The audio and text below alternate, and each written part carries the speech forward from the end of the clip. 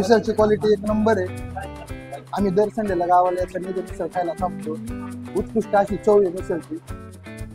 तर नमस्कार मंडळी, आज आपण चाललो आहोत संपूर्ण जुन्नर तालुक्यात प्रसिद्ध असणारी आणि सावरगावची शान अशी बाबूची मिसळ ट्राय करायला.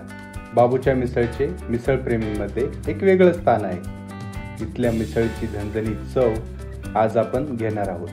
त्याबरोबरच बाबूचे मिसळचे मालक उदय ढमढेरे यांचा हा प्रवास कसा होता हेही देखील जाणून घेणार आहोत. उदय बाळासाहेब ढमढेरे आणि बाबूची मिसळ बाबू मीच अतिशय लहानपणापासून सुरुवात केलेला हा व्यवसाय. तसा व्यवसाय आमचा चौथी पिढी आमच्या आजोबांनी केला, वडिलांनी केला, आमच्या आईने अशा अतिशय यशस्वी धंदा म्हणजे सांभाळून ठेवला.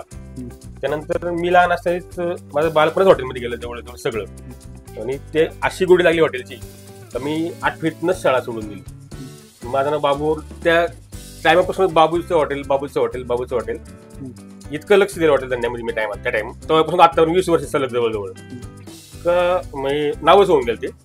आणि मिसळ आणि भेळ आणि हा पेढा आमचे हे तिन्ही वस्तू जवळजवळ 7 समुद्रापार भरपूर वेळा गेल्यात.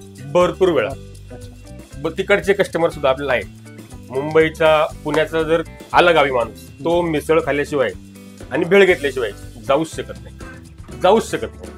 इतकी लोकांना आवडते. हे सगळं आपण इन हाऊस बनवतो का? In house. आणि मसाले वगैरे मिसळसाठी लागणार सगळं घरी बनवतो. मिसळची मास्टर माइंड आमची वहिनी. अच्छा. हे 20 वर्षापासून आपण टेस्ट मेंटेन केली. तर तुम्ही 8वी शिक्षण सोडल्यानंतर तुम्ही हॉटेल व्यवसायात आले? 100% आलो. 100%. त्याच्यापूर्वी होतो सकाळी थोडं काम करायला, शाळेत जायचं यायचं, नाश्ता वगैरे सगळं हॉटेलमध्ये, जेवण नाश्ता झोपणं दुपारचं सगळं हॉटेलमध्ये व्हायचं. टाइम हॉटेलची आवड त्यामुळं शाळेत गेलोच नाही. आणि घरचे पण म्हणलेले आवड.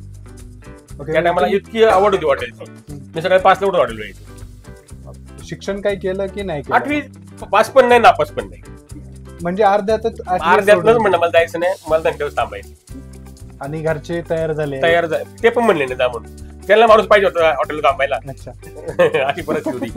इथपर्यंत हॉटेल होतं बघा. इथपर्यंत इथे ना इथं असं एवढं काउंटर होतं आमचं. तर मी खाली विटा लावल्या होत्या वडे काढायसाठी. वडे तुम्हीच म्हणजे सर्व काम हॉटेल सगळं मीच करायचं. आचारी तुम्हीच, वेटरही तुम्हीच, मालकही तुम्हीच. अशा पद्धतीने ही सुरुवात झाली. आणि त्याच्यानंतर मग बाबूच्या कार्याला तसं आधीवर होतं पूर्वी. आमची आई करायची, वडील करायचे. जसं मी 8वी शाळा सोडून दिली त्यानंतर सांगतो. तुम्ही म्हणताय चौथी पिढी आहे तुमची? होतं ना. तिसरी पिढी आमची करतच आली म्हणजे वडिलांपर्यंत. दुसरी पिढी, तिसरी पिढी मी. पण मी माझ्या स्वतःच्या पद्धतीने धंदा सेटल केला. माझ्या पद्धतीने मी धंदा सेटल केला. आणि हे जे मिसळसाठी आपण काय काय वापरतो, म्हणजे काय असं खास काय असते आपल्या मिसळ? घरगुती मसाले. आमचे मसाले घरगुती असल्यामुळं मिसळला चांगली क्वालिटी. मिसळ चांगलेच. याला तेल आणि बेसन हे हिरा, तेल हे सोयाबीन, त्याच्यामध्ये नो डिफॉल्ट. आणि अजून पण 100%, 20 वर्ष 100% हॉटेलमध्ये. तुम्ही काय काय काम करायचे शिक्षण सोडल्यानंतर? काय काय काम करायचे हॉटेलमध्ये? त्या टायमाला मिसळ एकदम छुटी असायची, आई करायची. छुटी असायची, संपली मिसळ सकाळी 10 वाजता का संपली. नंतर वडे असायचे. मग वड्याला कस्टमर आला का आपण स्वतः वडे असं उंच केलं होतं उभं राहायला. वडा सोडून वडा द्यायचा, चहा बनवायचा आणि बेड. एवढंच होतं. छोटं हॉटेल होतं. बाजूला एक शाखा चालू केली ऑन द रोड. असं बसायला जागा पूर्ण नव्हती, त्यामुळे थोडी मोठं काहीतरी असावं बाबा, रस्त्याला असावा म्हणून रस्त्याला गेला.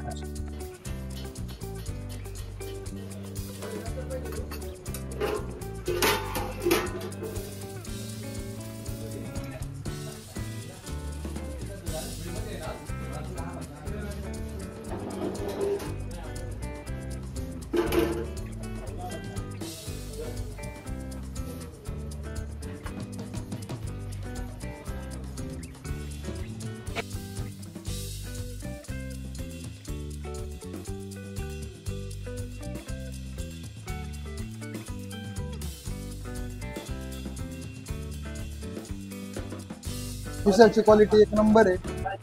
आम्ही दर संडेला गावाला याचा निधी मिसळ खायला थांबतो. उत्कृष्ट अशी चव आहे मिसळची. तुम्ही पण एकदा विजिट करा, तुम्हाला काय वाटेल मिसळ. मिसळ व्यतिरिक्त तुम्ही भेळ, पेढे, बर्फी, स्वीट असे अनेक पदार्थ ट्राय करू शकता. बाबूच्या मिसळचा हा प्रवास तुम्हाला कसा वाटला हे कमेंट करून नक्की सांगा. आणि अशाच व्हिडिओसाठी चॅनल सबस्क्राईब करा, बेल आयकॉन दाबायला विसरू नका. भेटू पुढच्या व्हिडिओमध्ये. तोवर खा, प्या आणि आनंदात राहा.